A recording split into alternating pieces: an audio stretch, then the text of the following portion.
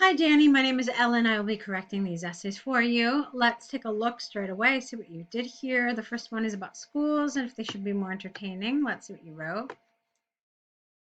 Should schools focus only on education-related activities, or should they incorporate more entertainment during the educational process? Is an issue of debate. My standpoint is that educating students ought to be the main target of schooling, although schools could try to create a more pleasurable atmosphere. Okay. I like it. I kind of felt this was a little awkward. I almost wanted it to end with a question mark. It didn't, and it probably shouldn't have. Um, I think instead of should, whether would have been a better word here. So whether schools, yeah, because you're making a question the way this is. Look, should schools focus only? I mean, let's try it differently. Whether schools should focus only on education related activities, or if they should incorporate more entertainment during the educational process, is an issue of debate. That would have been more appropriate here. Okay. And that's why I said it looked like it needed a question mark. So I thought that was inaccurate. The rest of it was fine. Let's take a look at your body paragraphs. All right, so now I want to show you something. This one is really long, and then you've got one that's itty bitty. It's like half the size. That's not such a great thing to do. And I understand you're going to be discussing both viewpoints here, that, education is key, and then you're like, well, yeah, but maybe they should make it a little more pleasurable. So you're going to talk about both of those. You really don't want to make it so lopsided where you talk so much about one side and then very little about the other. Try to balance this out a little bit more, okay? All right. It is presumably more desirable and realistic to revolve around education when setting the goals of a school. I don't like this revolve around. It doesn't feel like the right word to me. So it is presumably more desirable and realistic to focus on education when setting the goals of a school.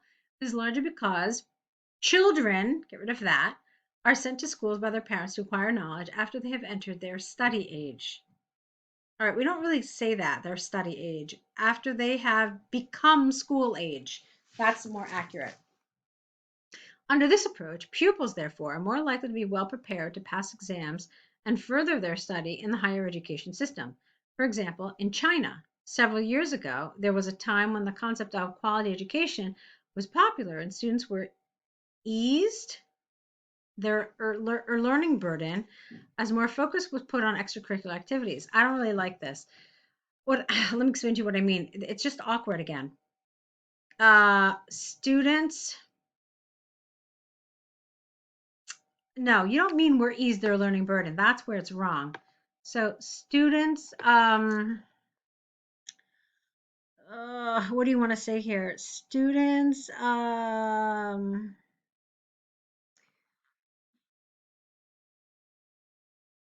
school burden was eased. You could have said that.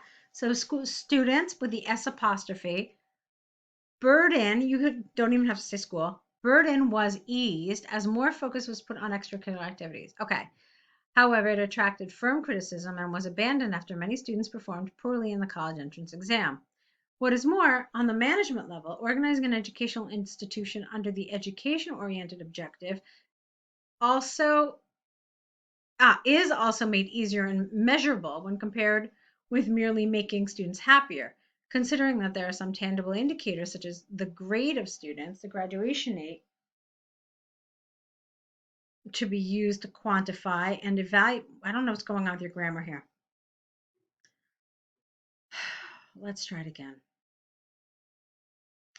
All right, is made easier and measurable when compared with merely making students happier, considering that there are some tangible indicators such as the grade of students, the graduation rate to be used to quantify and evaluate the performance and competences of students and teaching staff. All right, there's something happening here. I feel like the awkwardness is somewhere in here. Um, it's also a super long sentence, which is part of your problem. Take a look at this. It starts up here and then it's So that's like half a line, right? And then 1, 2, 3, 4. It's 5 lines. So generally, one thing you need to know, Danny, is that I recommend that when you get to the third line of a sentence, that really should raise a red flag. Like, uh-oh, I need to be careful. I need to make sure my grammar is accurate.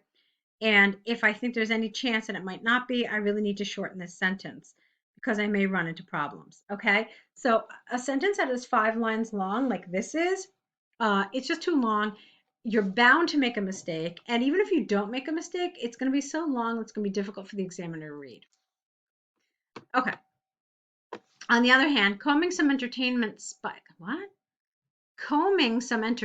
spices into the schooling life should also be considered because it generates benefits as well. Gaining pleasant experiences from schools enables students to release their stress and boost their learning efficiency. A recent study from Harvard University pointed out that students achieved more progress when teachers enriched their teaching methods, such as playing movies and organizing games and sports activities. All right, yeah, really short compared to the other one. That for me, you needed more here. You need to say more. So great. It what did you say? It released their stress and boosted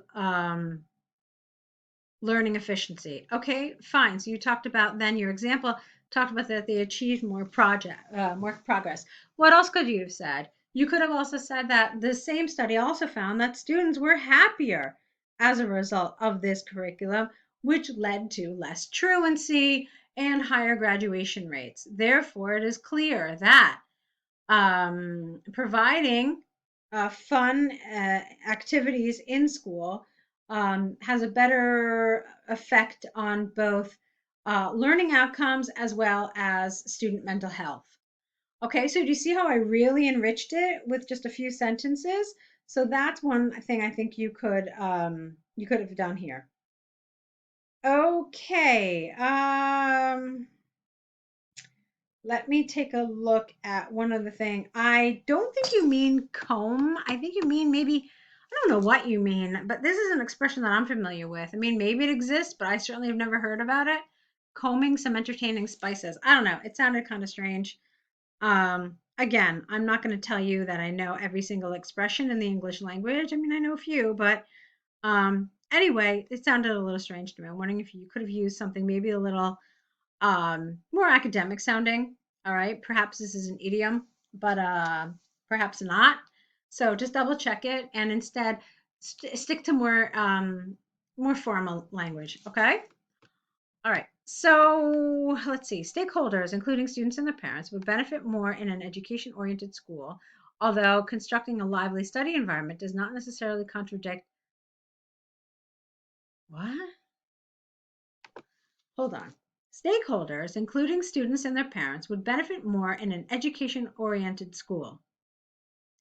I would say full stop here because that's a really full thought. And then you continue. Look, again, it's one of these long sentences that goes into the fourth line. Full stop. And then, however, constructing a lively study environment does not necessarily contradict with the pragmatic approach of imparting knowledge in schools. All right. Well, I think this is a little bit of an overshot. I think you could have simplified some of the language here and just made it clearer. So you could have said something more like, yeah, so something like that said, clearly there are benefits to be gained when students have entertainment in school. Done. Okay. So it's clearer. I understand that you're trying to show, you're trying to make a good last impression. And I understand that, but you still want to make it clear and readable. And you don't want the examiner to have to read it more than once. All right, so that was your first essay. There's a lot I'm really happy with, but there are a few things that I think you need to work on. One of them is task achievement. Okay. So that's the one takeaway really that I want you to think about. And then some other comments that I made throughout. Let's take a look at your second essay about doing an enjoyable activity. The most scientific approach in nurturing a child has been debated in the fields of psychology and education. There's something weird about this. I think it's your preposition in. The most scientific approach to nurturing a child has been debated in the fields of, okay, that's fine. Some argue, I would say argue, not argued. They're still arguing. It's something that's just a, fact of life. Some argue that engaging in interesting activities with a child is a better way in terms of developing skills and creativity in comparison with reading. I believe that to prepare a child, no, I believe that to prepare a child to become a well-rounded person, both manners should be integrated. Okay, fine. Just be careful with some of the language. It ends up meaning something you don't think it means. So when you say that, it means, okay, I'm getting my child ready because I have to get that child ready for someone who is a well-rounded person. Okay, so like imagine that this didn't say this. It's like you have to prepare the child so that you can then give that child to that person. So it is not what you mean. All right, let's keep going. The substantial benefits of doing fun activities with children, especially for preschool ones, are well established and accepted. They are more likely to develop social skills. Who is they? Because look what you have here. You have the word benefits, which is plural. You have activities, which is plural, and then you have children. So I don't know who who this they is. All right, make it clear. Um, you could have said something like youngsters. All right. Yeah, youngsters are more likely to develop social skills such as sharing, collaboration, self-regulation, and these abilities could help them underpin formal learning when they enter their school age. For example, a group of researchers in the UK recently pointed out that, no comma there, younger children inherently learn through play. By playing with sand, blocks, water, or dough with their parents, children gain skills such as hand-eye coordination and team working, and they also grasp some basic scientific concepts like volume and counting, which are hard to achieve via reading. Good. In addition to that, children are encouraged to trigger their creativity in activities like inventing a story or dressing up. In a word, inviting a child to participate in various forms of play, not playing, could contribute to his or her childhood significantly, both physically and intellectually. That's nice. I like that. The skills you talked about were several up here. You also talked about coordination. Yes, I'm fine with that. And you even approached the topic of creativity. Let me see. Where did you write that? I thought you said something about creativity, right? No? There you go. Children are encouraged to trigger their creativity in activities like inventing a story or dressing up. Okay. I'm wondering if maybe you could have said something more about that, but it's fine. You had a lot of other ideas. We'll talk about that in a little bit. I want to look at your next paragraph before I do. However, the advantages of reading should not be downplayed as well. Despite being criticized as dry and boring, the seemingly unorthodox part of incentivizing little boys or girls to read is also essential because it could boost their literacy skills and logical thinking as well as reasoning capabilities.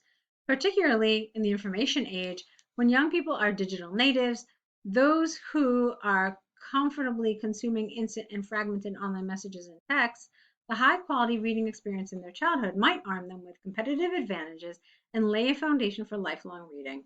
Besides, there are some ways that parents could try to turn the reading into an appealing and creative activity, for instance, by playing roles and plots from a novel book. Okay, you could have just said from a novel or from a book, not both. All right, we're going to talk about this in a minute. Let's look at the conclusion. In conclusion, little ones, get rid of the. Little ones could benefit tremendously from hands-on activities in acquiring some social skills and becoming creative. Additionally, cultivating reading habits should not be taken as irrelevant and trivial. Okay, that's good. Now, let's go back up here. I want to talk a little bit about task achievement. So, an adorable activity, skills and creativity.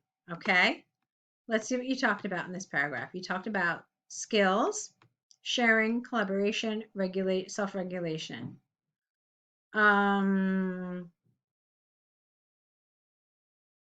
Okay, and then here you talked about hand-eye coordination, teamwork, and basic scientific concepts. Fine. Then you had one sentence about creativity. Okay? Then, here you talked about the importance of reading. You said literacy skills, logical skills, reasoning. Lay a foundation. Okay. So I wanted to see how you were doing with task achievement here because I want to show you this to you again.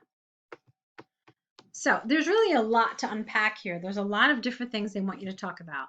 They obviously want you to talk about um, skills and creativity, and they want you to compare these fun activities to reading. So what I thought is I thought you did a nice job about reading. I thought you did a nice job about skills. I didn't think you did a very good job with creativity. You mentioned it, and I'm happy you did, but you really didn't do a very strong job of. Hang on a second. Let me see here. Okay. You mentioned the word creativity. You see, that's what you did in the other paragraph too. There was a mention. But if you look at the task, children can develop better skills and more creativity. If you think about it, creativity is a skill, is it not? However, they have very specifically separated it and isolated it from the other skills. And that means that they really want you to spend some time talking about it. So you're going to spend an equal amount of time talking about skills and an equal amount of time talking about creativity. If they didn't want you to do that, they would have just lumped it together with other skills, or they would have used it as an example. They would have said, children can develop better skills, such as creativity. That such as means you can talk about it, but you don't have to. But here, this and for me means they absolutely want you to talk about it and they want you to spend a good amount of time talking about it. So for me, you didn't really do that. You just kind of casually mentioned creativity. Okay. I also feel like you did in both paragraphs. Here, very, very just brief mention. And I think you could have also mentioned more about creativity here. Okay. Into a creating an appealing and creative activity, for instance, by playing roles and plots from a book. This type of activity would not only allow children to gain the benefits of reading, but would also allow them to explore their more creative side, bringing to life characters they only read about on a piece of paper, okay, or in a book, whatever, okay. Allowing them really to tap into more creative aspects and of their psyche. I don't know. You could say a lot of different things, but that's one thing I thought you really, really, really could have done here. And this way, you would have introduced this issue of creativity in both paragraphs. Both paragraphs I thought needed more of that. Okay. So there was a lot really good here. There was some awkward vocabulary, and primarily the other one. I didn't think I saw so much in this one. So I want you to be careful with that. I want to make sure that your language is a little more natural. Okay. So that's one thing. And then, of course, the task achievement thing as well. You're definitely off to a good start. Okay. Grammar is really good.